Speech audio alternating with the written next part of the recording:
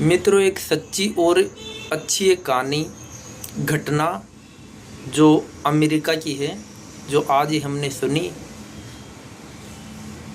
तो ये कहानी ऐसी है जो आप पूरी सुनोगे तो आपको भी एक हृदय से कुछ फील होगा। अमेरिका में एक बड़े स्टोर के अंदर एक बच्चा एक ब्रेड का पैकेट और जो एक चीज़ जो उसके अंदर मिला के खाने के लिए आती है वो चुरा के भाग रहा था। तो जब भागते समय वो हिचकिचा के दरवाजे से टकरा के गिर गया और दुकान वाले ने उसे पकड़ के थाने के अंदर फरियाद कर दी और वो केस कोर्ट में चला गया।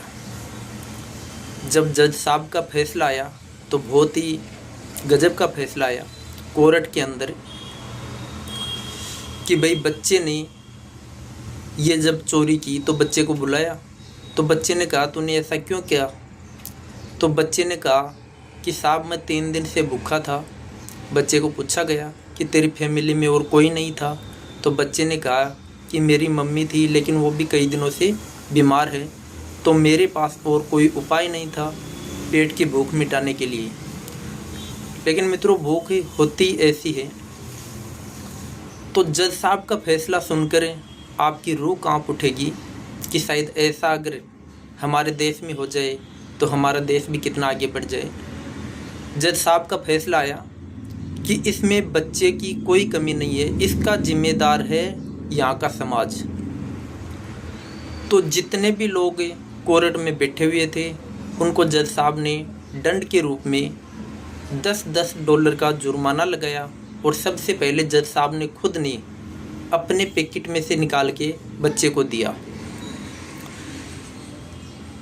और जज साहब ने कहा जब जब कोई भूख के लिए जो कोई व्यक्ति या कोई बच्चा चोरी कर रहा है तो उसका जिम्मेदार वो खुद नहीं, यहाँ का समाज, यहाँ की व्यवस्था है।